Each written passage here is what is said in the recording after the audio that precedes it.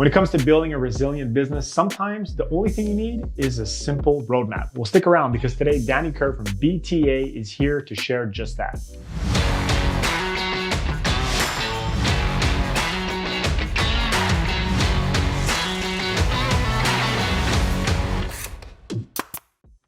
Hey everyone, and welcome back to another Contractor Success Academy lesson. I'm super excited because this is a lesson I personally wanted to record for a long time.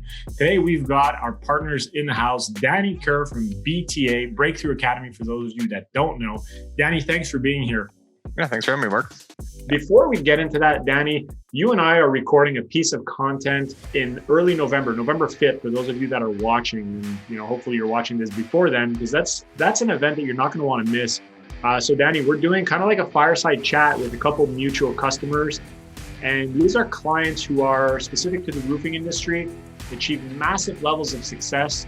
And basically, the whole conversation is going to be about how to get to eight figures and beyond. And anyone who's interested in asking these companies questions, when they sign up to this webinar, they'll be able to answer their most, pressing questions, burning desires, whatever they want to know. If you could ask a company who's achieved what you're looking to achieve, one thing, what would that be? So for those of you watching, we'll put the links down below here. Make sure that you subscribe to that webinar. It's going to be great content. And Danny, we're going to send out recordings as well afterwards. So even if you can't make it, sign up. It's something you definitely don't want to miss. Interesting stuff. I'm excited to shoot that with you, Danny. It's going to be cool. Yeah, it'd be good. I find we have lots of things we teach, which is great, but some of the best value comes from just being able to interact with peers and ask very specific questions. I always find, even for myself as a business owner, I have such specific questions. I'm like, who could I possibly ask that to that would understand? So if you're in contracting, we're going to have, like Mark was saying, some excellent contractors that understand the depths of their organization and what they've really done. They can get into those details with you. And then me and Mark, I'll be coming much more from the operational side. Mark will be coming much more from the marketing side. You're going to have some industry professionals that can really get into whatever question you might have to throw at us. So when you register, you can type in your question there. We're going to prepare ahead of time to make sure we're prepared for all your questions, and then we'll be going through them. Awesome. So Danny, you're an entrepreneur at heart. I want to just give you the opportunity to kind of introduce yourself, quickly touch on who you are, your background, a little bit about BTA, and then today, your talk is titled "How to Build a Resilient Contracting Business." And I think today that's probably more important than ever. We're looking to build businesses that can last and that can get through tough, challenging times. Danny, let's hand it over to you and let you tell us a little bit about who you are and why you started BTA. Sure, cool. Yeah, I grew up, as most entrepreneurs do, not from being a super academic person. Actually, I'm dyslexic, so I've always struggled in the traditional form of school. Mm-hmm. And when I started my first business, I was 18 years old. So I was running a painting business, actually, with a franchise organization. And I was looking at university. I was studying to be a police officer, actually, and I was struggling a lot with the academic side of it. I was having a lot of fun with the people side of it. And then I started running this painting business in the summer to pay for university. And I was like, this is way more me. I'm hands-on, I'm learning by doing, I'm working with people all day long. My ADD nature of lots of ideas, I get to try stuff out and see how it actually works. There's just way more me. And I fell in love with being an entrepreneur at a very young age, which was a huge blessing, because I think a lot of people go through life, whether it be school or just career life, not realizing that entrepreneurship is an option. But the world when I was younger, they never tell you that you can run your own business as a career option. They just say, go to school or don't. Those are your two options. So early on, I was kind of running my own business. And what was cool about that, it was supported by this franchise organization. So they would train me every month. They had goal setting meetings with me every week. I had a community of other franchisees to work with. So I knew other people and we could share ideas and collaborate. And it grew me up quite quickly. I was there for about 10 years. I went from being a franchisee to a general manager. So I oversaw franchises. And then I was helping with recruitment and development for franchises for Western Canada. So I oversaw about 150 franchises my last kind of couple of years with them. Nice. And I saw this pattern. I was like, there are so many dialed in little franchise businesses. And then there's this outside world of all these other contractors that have no idea what's going on. Right. And they're all trying to make their own version of it, but it's a lot of work, to build something to that level of scale. And so I was like, how cool would it be to create almost like a franchise in a box where you can give somebody all the systems and processes and accountability and support and coaching and even the community of having like-minded peers around you, but don't have the franchise. Right. And that's kind of how BTA got born. Was I moved on to my own, and that little idea stayed with me. And me and actually two other business partners created Breakthrough Academy in 2015.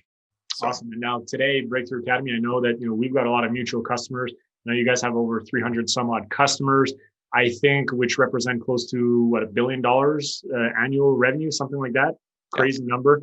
And you guys are one of the fastest growing companies in Canada for a couple of years straight now. So congrats there. That's awesome. Thanks, man. Yeah, it's a good achievement, but just so everyone in America knows, we are still, Canada's population is the size of California. So we are doing good, but there's a bigger C in the United States. But yeah, we're pretty proud of it, and we've been growing, quite quickly. And actually, it's been neat to do it by doing it through organizations. Like we grow by just helping other companies. So it's a pretty neat way to build a business, as you guys do. I'm sure similar as well. Yeah. Well, I love the fact that you've kind of been there. You were in the trenches. You saw how there's value in having systems and processes well documented, and you kind of brought that to every contractor. So your presentation today, how to build a resilient business, I think is going to be super helpful for a lot of people.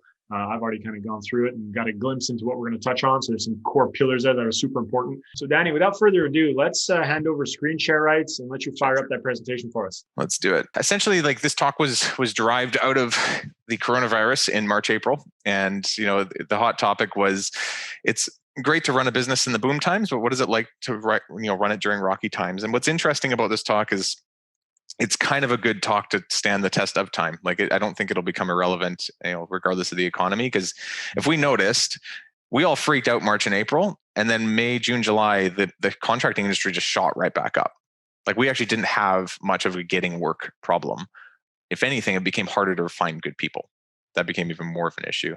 And what this talk is going to go into is just how do you, regardless of the market going up, down, hiring people being easy, hard, all the external factors that can happen around you as a business owner, how do you build a business that can stand the test of time? Because as an entrepreneur, it is our job to be able to maneuver to the changing marketplace around us for good and for bad. And we need to be quite aware of some elements that we're going to go through today to be able to have control enough to be able to move our machine and pivot in the right direction quick enough. So this is something we see every day. Mark, you probably see this too with the clients you work with, but a lot of people are kind of growing from this grassroots level entrepreneur to more this enterprise level entrepreneur, right? They're going from being the hustler that gets quick results and they're problem solving everything on the fly. They got lots of ideas, but they're kind of running everything from the hip, to more of a controlled, results driven, owner out of the day-to-day of operations, financially kind of stable business where there's processes to everything.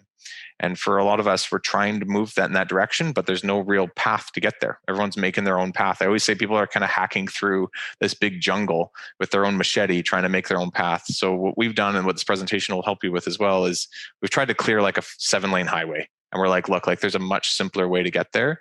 We don't all need to recreate the wheel. And Breakthrough Academy, we've created a very, I'd say, methodical, step-by-step process to build a resilient, well-managed, well-systemized, well-structured organization. That's what we do a lot of. And this evolution of an entrepreneur is that evolution phase is who we work with. And that's the phase we work with pretty much all day long. So. Yeah, and I think what's neat in this respect, what's really remarkable is that some companies, they manage to make that transition very, very rapidly because they're so committed to it, success and, development and all that sort of stuff. And others, they can spend an eternity in that grassroots level where it becomes such a hindrance and, dangerous. Yeah, it's an invisible ceiling, and it's painful to bust through without a good plan, and it's hard for somebody to ever get through it as well. I see a lot of people stabilize at $1 million, $3 million, somewhere around there, and they never move bigger, and they just say it can't be done, and if it can be done, it's not worth it.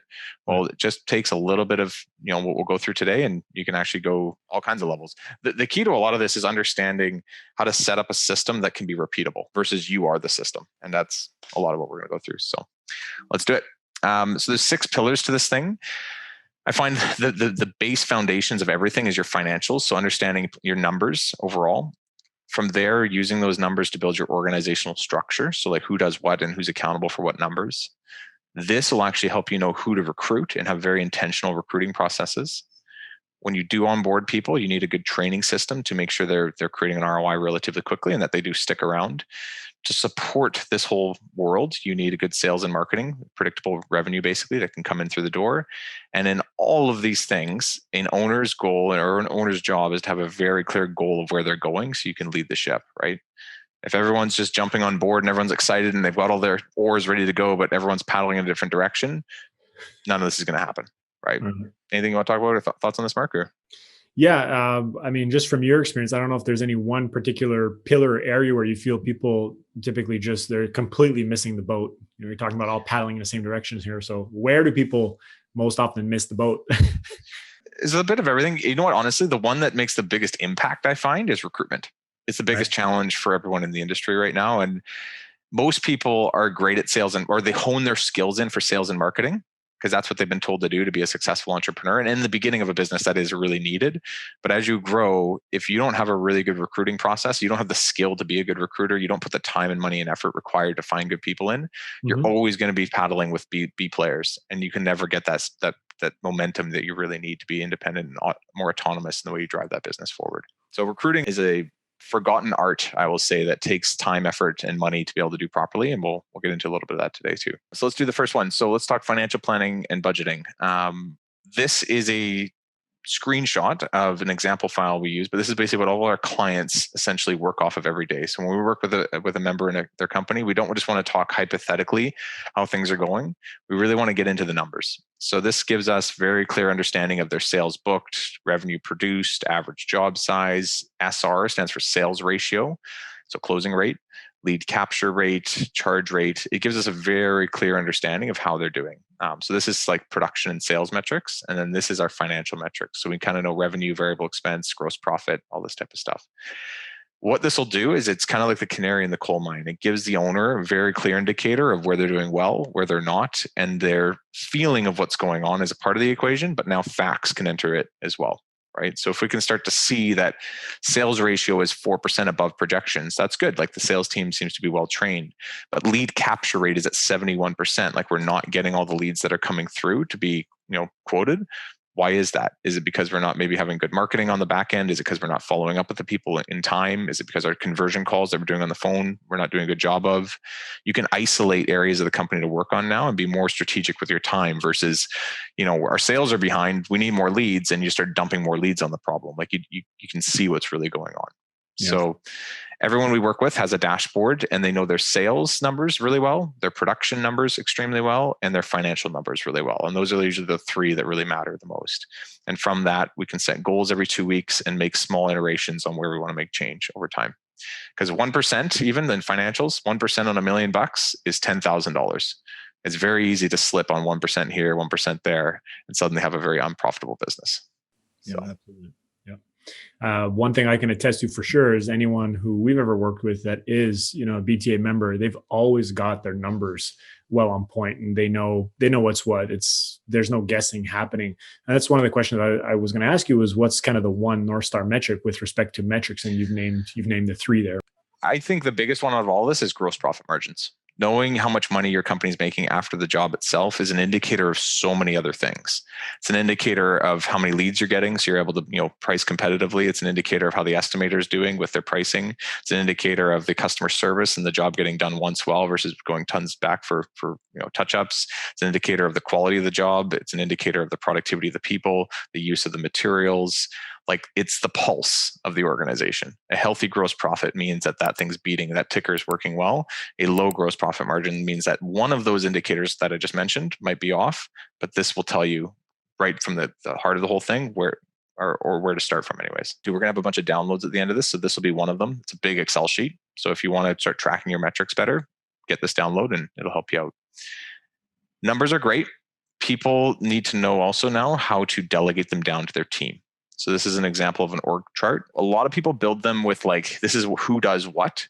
What we usually focus on first is who delivers on what.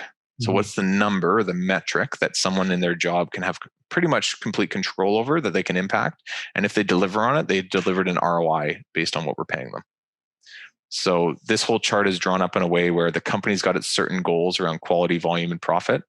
Then the sales manager has their certain goals. The project manager has their certain goals. Even the administrator has set goals, and they're all things that are deliverable. They're things that can create an ROI, and you can measure them.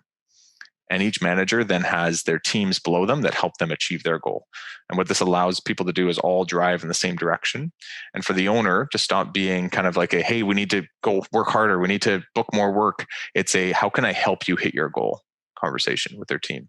And you kind of transition from being this boss of everybody to being more of a coach of high performers that you're helping them deliver on their ROI for the end of the year. And as a result, you can get bonuses for hitting these numbers, all that kind of stuff. So you as an owner, you're really just, all I want to do is help my team hit their goals. And then in turn, I will hit mine, but not trying to tell them what to do because you're trying to just do your stuff and pay them to do it. It's actually the onus is on them to help them hit their goals at the end of the year. I think this is awesome, especially when it's shared company wide. You get to move away from, what a lot of people do, which is babysitting ultimately, constantly micromanaging, trying to hammer the same point home. People don't get it. I love the idea of trying to empower your team to be able to achieve their goals. It's like, hey, I'm here to serve. How can I help you? Everyone knows. I know what my objectives are. I know what your objectives are. So even internally, other people start understanding, okay, this is a mission this guy's on. This is my mission. How can we work together to ultimately achieve where we want the company to be? That's how she goes these days. Back in the day, it used to be just tell the guys to shut up and do their job. It doesn't work anymore. And people were always like, how do I work with young people and motivate them? Well, this is actually where it starts, is giving them tangible goals that they have control over and incentivizing those goals so they can hit them and do better as a result. To reinforce that, one other thing, actually, just to let you guys know too, so we'll give you an example file of this for download and this as well. This is a 9-page employment agreement. This is just the first 2 pages. We want to properly structure these goals. So it's not just, hey, let's talk about goals. Here's everyone's goals. Kate, see you in a year. Hopefully you do well. It's having a structure in place where, hey, we have an employment agreement where your deliverables are clearly defined. You know exactly what you need to hit this year. We then have accountability. So exactly what you need to go do every day is directly associated to the goals you're trying to achieve. There's other pages in here that go through your bonus package, your reporting process, so who you report to, what you report on. But it's all baked in here to set the right expectations with people early on so they understand they're coming into more of a performance-based environment. Because if you don't set expectations, I always see people as Play-Doh. When you first hire them, they're pretty moldable.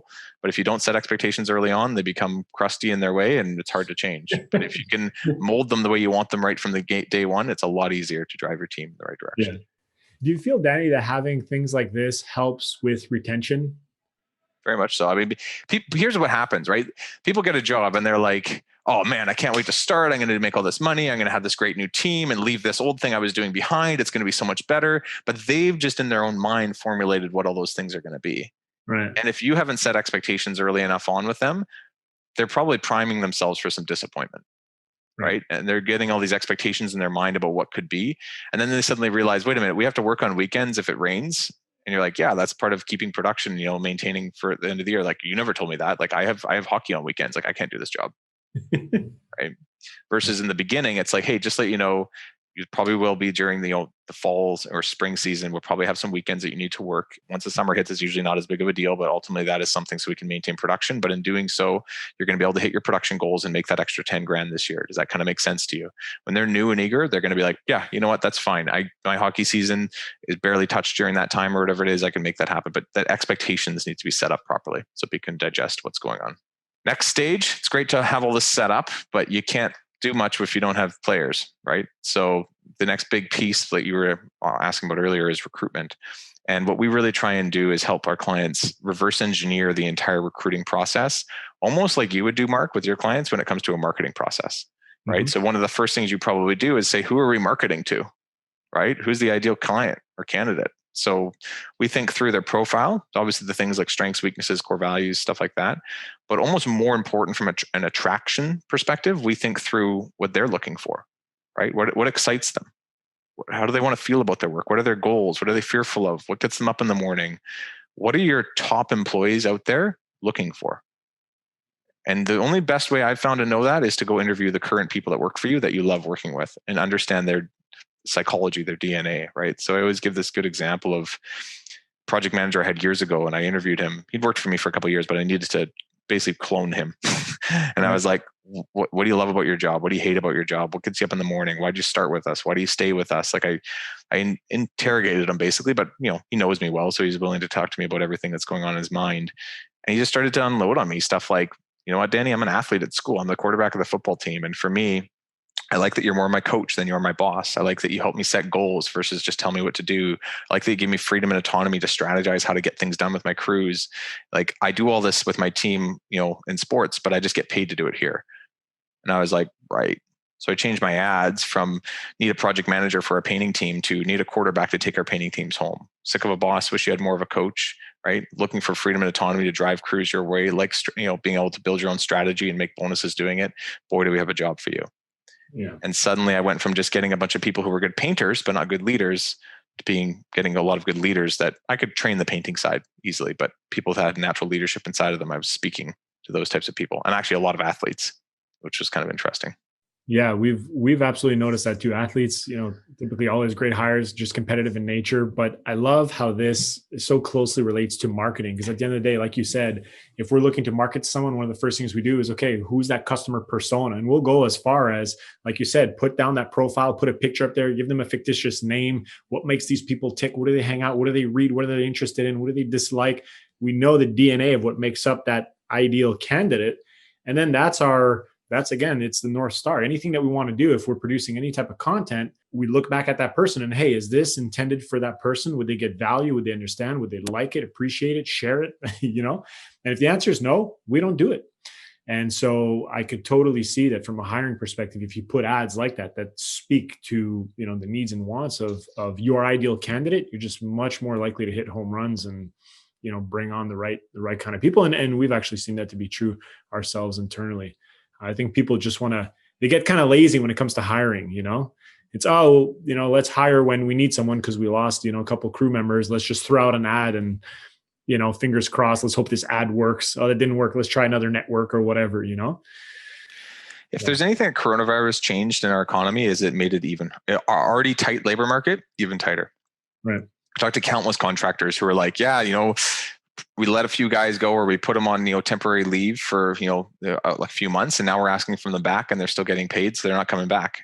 And now I got to go fish in a sea of people that are getting paid for doing nothing right now. And that won't be going on forever, but it's definitely interesting because a lot of what we thought was going to happen, the exact opposite ended up happening. And all I can say from what I can see is the next 10, 20 years, like, recruiting people is only going to get more challenging over time. And being able to be a competitive employer with an understanding of how to find good people and how to interview effectively and just being good at curating talent is going to be one of the most valuable skills you get as an entrepreneur over time.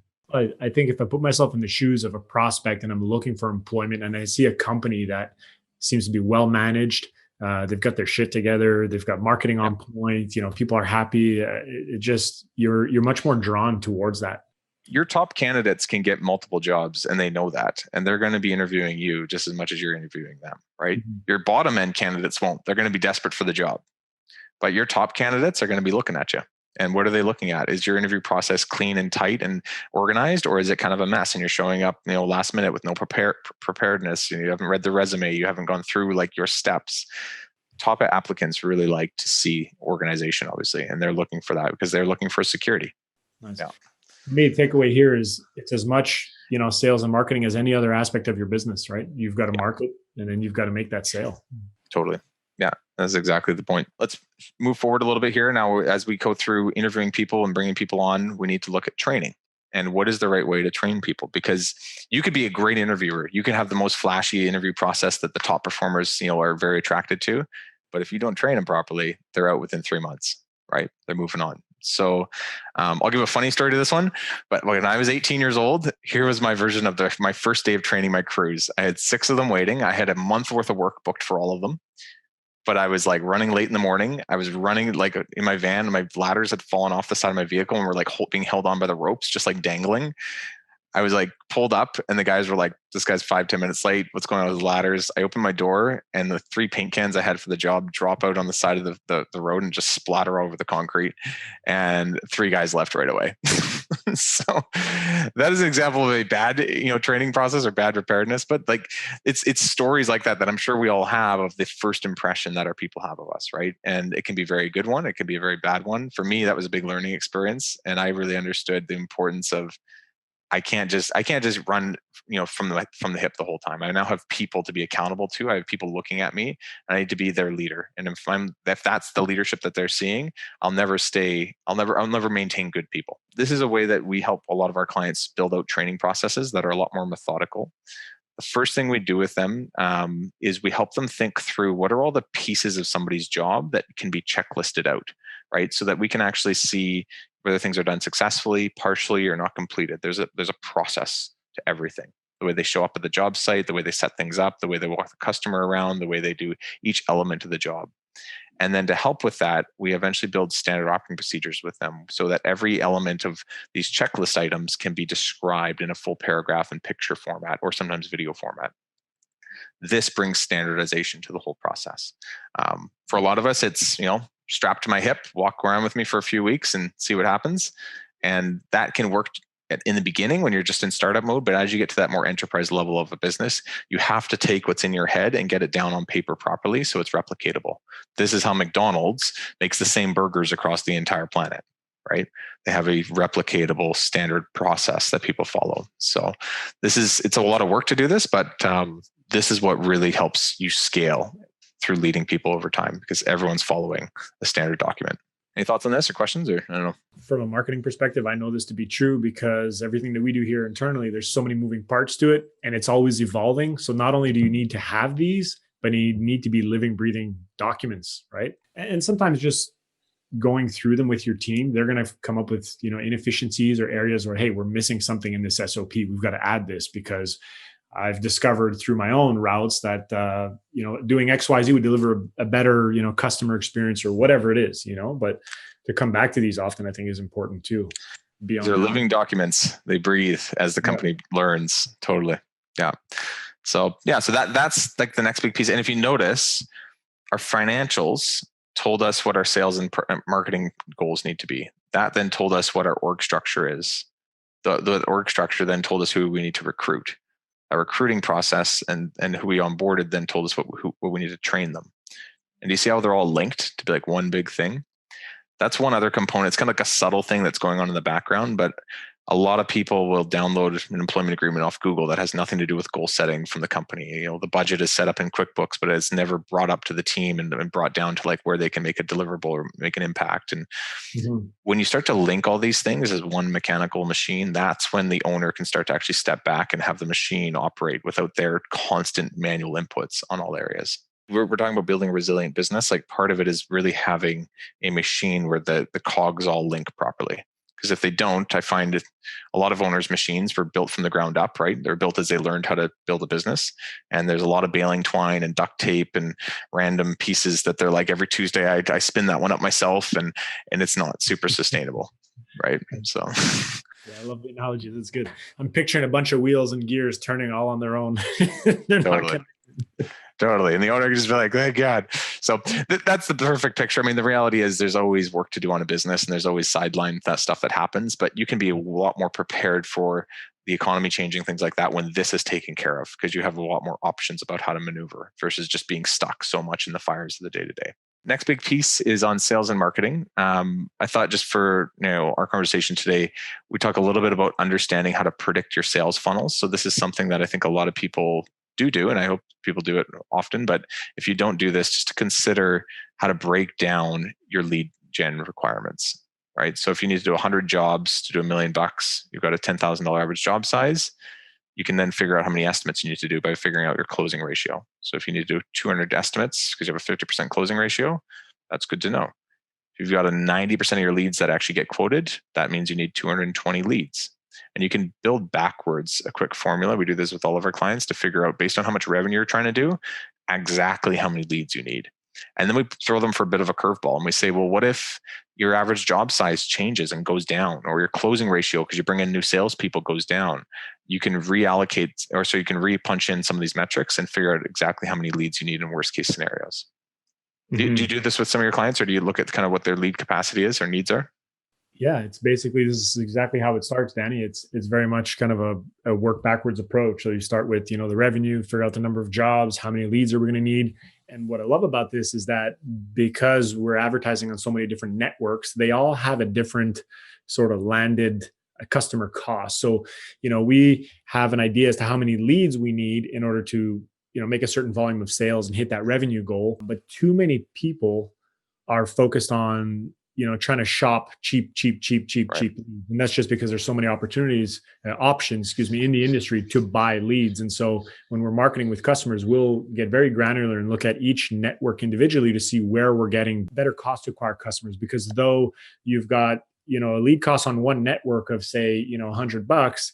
And when you compare it to another network, when I say networks, I'm referring to the platforms like Google Sure. and Facebook and Instagram and LinkedIn, YouTube, anywhere where you spend money, you'll have a lead cost by channel. And then when you look at your closing by channel, now you can look beyond and say, okay, this network is helping me acquire a customer, which is helping me get my average job size for much less than say another network. So now, because you've tied everything back to profitability with your marketing, you know where to allocate more marketing dollars to, again, come back to that metric, which you said is most important, your gross profit. Not all leads are made equal.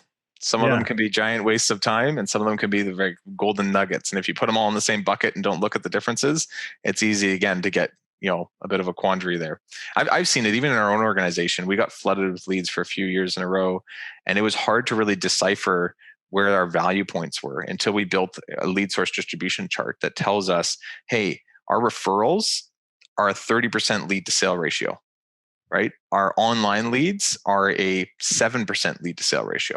Interesting, right? So how much more time, money, and effort are we spending with certain types of leads will be dictated often too by the quality of what we're seeing coming through as well. Yeah, absolutely. And that's it. You don't know unless you're tracking, unless you're measuring it. And I think when you've got a big, lofty, goal and objective and you want to hit it, you need to have a good understanding of what's going to need to go into the front end of that marketing to make that sales number, achievable.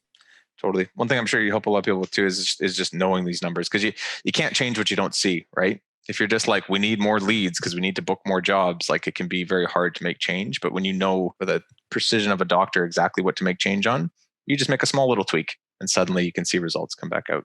So Let's keep moving here. So one thing I'm a big believer in is understanding that if you do need to have some adjustments on leads going up or down in the year, that you have a very good passive strategies and very good active strategies for marketing. And Mark, I don't know if you want to speak to this at all, but for me, it's very much like passive stuff is like signs, flyers, Google ads, like things where the customer takes their own action when they're ready. And active strategies are like asking for referrals from customers, previous customer list calling, industry networking. It's being in front of the customer and actually asking for the lead, having control, basically. Any thoughts on this, or just opinion on the active passive kind of mix? I can't disagree. I think everybody's got, a mine of data that they're sitting on that oftentimes goes unleveraged, right? Be it CRM, like you said, the repeat business, referral business, that's stuff that you've got at your fingertips, that if you engage in communications and sending out emails and just, being active, you can drum up some business there. And then the passive stuff, yeah, absolutely. I mean, goes without saying, these are things you want to be doing on the regular. You've got, when you look at that spectrum, there's people who are ready to buy, people, you'll spend money, you'll acquire those leads. A large percentage of those leads won't close. And does that mean that investment is a complete waste? No, you can try to recapitalize on that investment at a later point, but you've got to look at the full life cycle of, the marketing spectrum, if you will. Follow-up is huge, man. Follow-up is probably 80% of the game. I find you get the lead in, but then it's like, they're not ready to buy right away. That's okay. But down the road, what could be? And I found this too. I found in 2008, it's 2006, 2007, we had quite a bit of our leads coming to us from signs and flyers and online and stuff like that. 2008, 2009, I didn't get much bigger in revenue, but I maintained. And what I did is we put a pretty big door-to-door program out there where we were going out there and actively talking to customers. And about 60% of our leads at that point were coming in from our door-to-door. And I think we had to have our online, our signs, our flyers, all that stuff up to bring us our baseline of leads. And then we had this ability to control how many more leads we were going to get on top of that by putting some active strategies in place on top.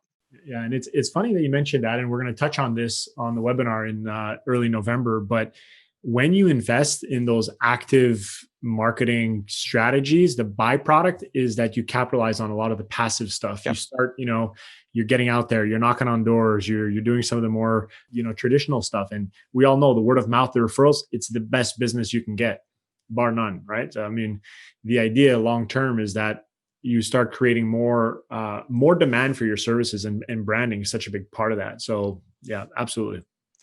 All right. So last big point is goal setting and execution.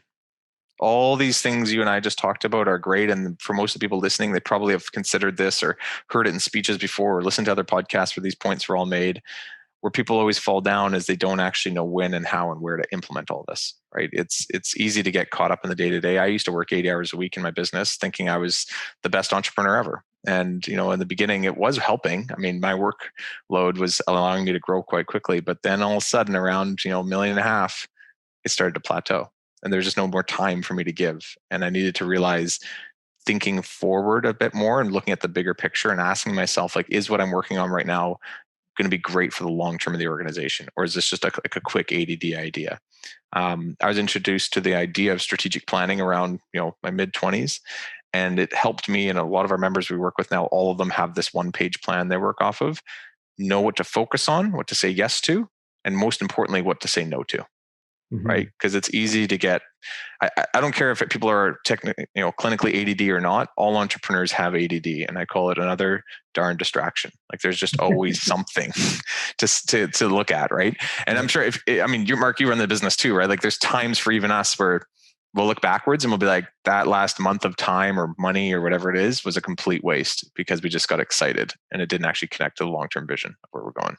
Yeah. You tend to measure the impact of where you invested time, right? So, this project or meetings or whatever it is, we're putting a lot of time to this, is not amounting to much. You start to look at your ROI on time, which is interesting. I'm curious, Danny, for you guys, what does strategic planning look like? Is it something you do once a year, once a quarter? You guys do it in-house? Are all the shareholders there? Do you plan some exotic vacation? Like, give me kind of an idea as to what you guys do there for that, for yourselves. Totally.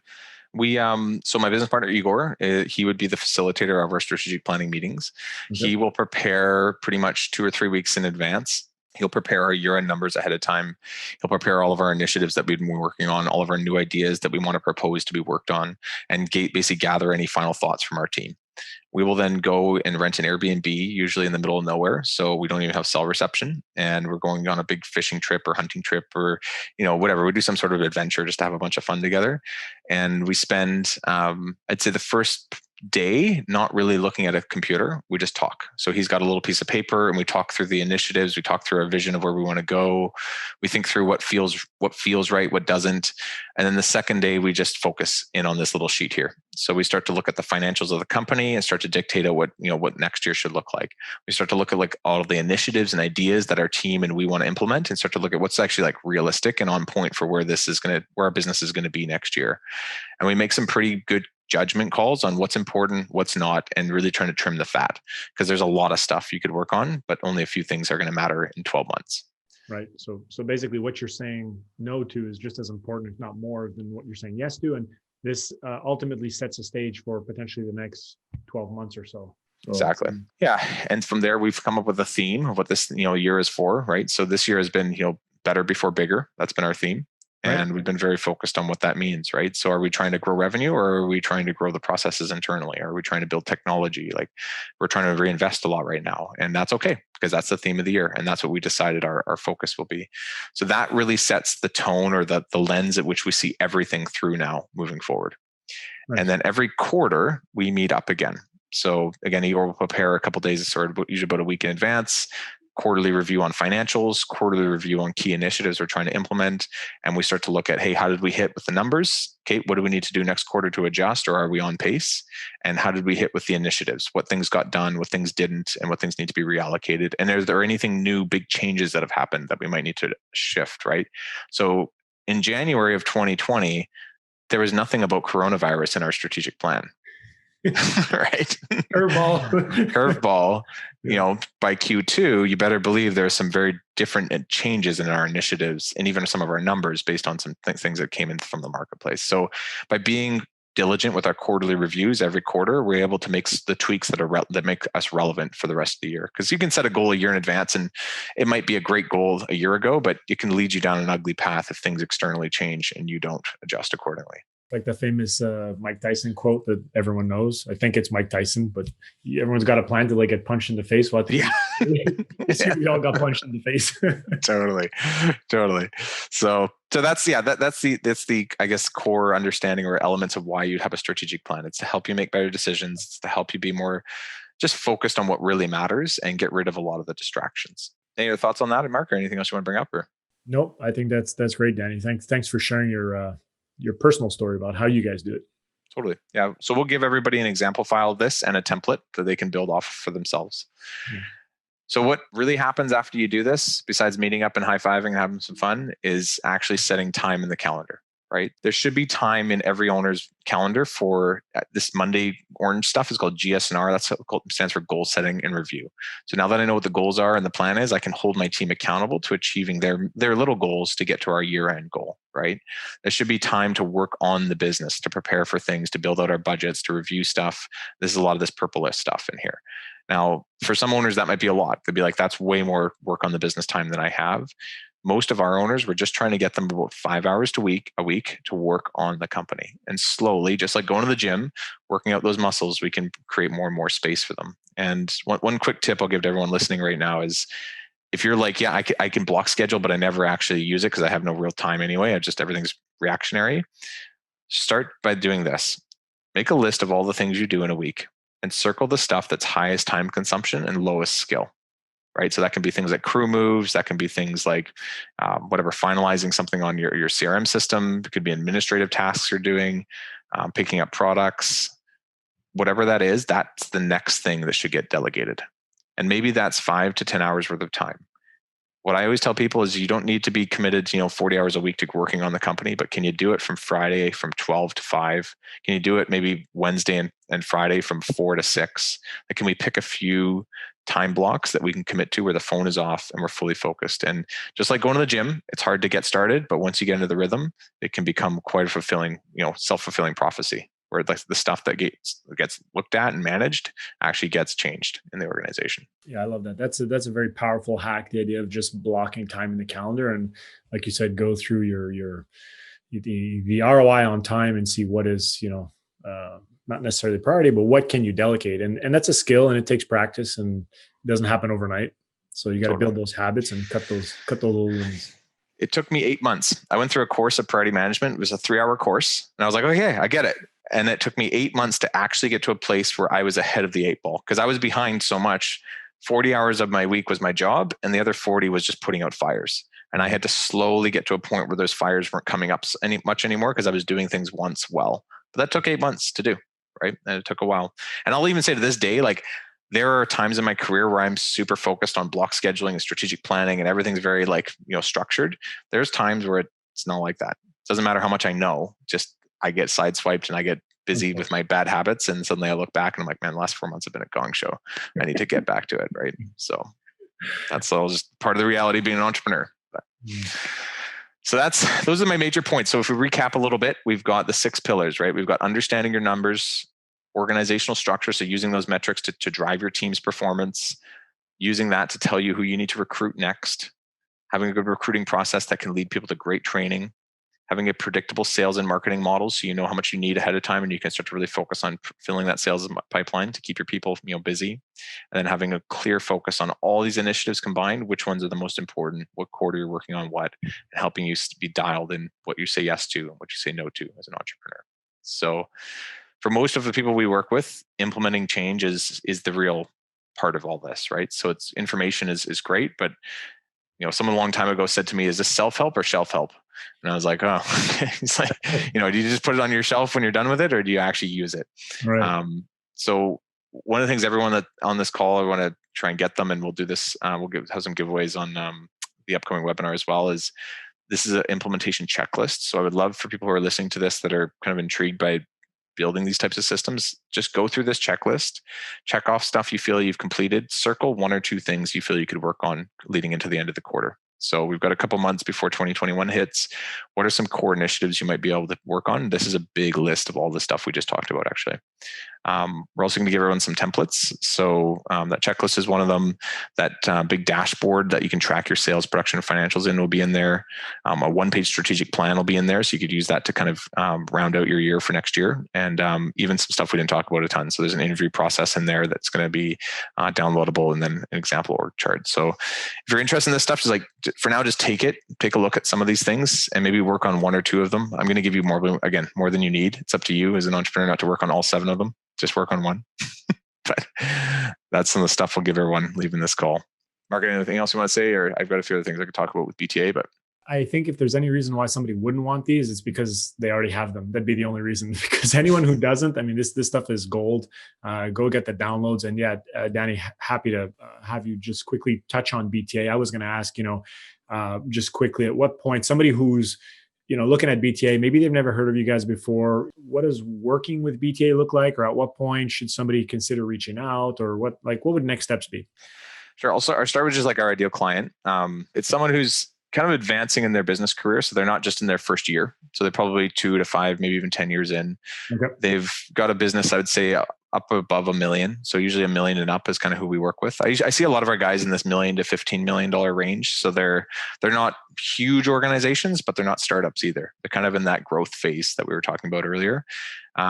A lot of the people we work with are very like entrepreneurial. So they don't identify as a contractor as much as they would identify actually as an entrepreneur. And they're trying to create something that's bigger than just them making a few bucks off of job sites. Like they're trying to create a brand and a business that's sustainable. They all probably work more than they should, and they have a passion to build, something that builds them out of the day to day. And they want to learn how to be great leaders for their people. They want a really great product and service for the customer. They won't compromise building a big business if it's going to make their brand look bad. And they have a real passion for professionalizing the industry. They understand, and we see it every day. This industry is highly fragmented, and they're kind of on the cusp of like, I want to professionalize it. I want to have good marketing. I want to have a good project management software, good financial tracking. I want a good, hiring package and training program for our people. Like I care about the quality of what we're doing here, and we get along very well. Those types of mentalities. So very serious, very growth-minded entrepreneurs. Yeah. And just like pretty down to earth, like pretty easy. Just like, it's not all about ego. It's not all about being the biggest business on earth. It's about having a good life along the way. And, I believe like, you can build the biggest business faster than anybody else if you want, but at what sacrifice? People that also see the value of just like family and enjoying the journey. And, our core values are be real, genuine care for people, and embrace the journey. And people that would hear and understand what I'm saying when I say those things, that's the type of people we resonate with well. Program specifics, we're very big on content. We have coaches that work you through everything, and we've got a pretty epic community of 300 contractors. So our toolbox, if you ever want to look through it, it's completely built out for almost every business process you could need for your organization with how-to videos. Our coaches are the real deal. They're very hard to find. We can take up to a year to find even just one coach. We've got about 9 currently. And they're all people that have been in the industry and understand it, and then much more of almost like the engineering background required to implement these types of systems properly. And our community is pretty epic. Everyone knows each other. We're all pretty down to earth people, like I was saying. We're all pretty real, and we just want to share. Most of our members just want to give as much as they can, and they know that by doing that, 300 other people are doing the same for them. And we're here to kind of lift the industry up together. So that is us. Template-wise, we made a website for everyone, so I think we'll probably have it in the show notes. But if you're just listening to this, it's trybta.com/Webrunner. That'll essentially get you your performance dashboard tool, strategic planning tool, employment agreement example, behavioral interviewing form, and a bunch of other goodies. So you'll be taken to a little form where you can fill out your info. And if you want to chat with us, there's a little box at the bottom that says you'd like to learn more. You can check on that, and basically we'll just give you a call. We'll find out a bit more about you and see if we can help you out. Thanks for sharing that, Danny. That was an incredible presentation. When you lay it out that way, it looks so very simple. I think, in large part, big takeaway here is implementation, which is the key. So I urge everyone who's watching, go get those downloads, sign up, study, learn, reach out, and make sure to sign up for the webinar we've got coming up in November. That's going to be a lot of fun, Danny. I'm looking forward to recording that with you. Absolutely, Mark. It'll be great. Thanks for having me.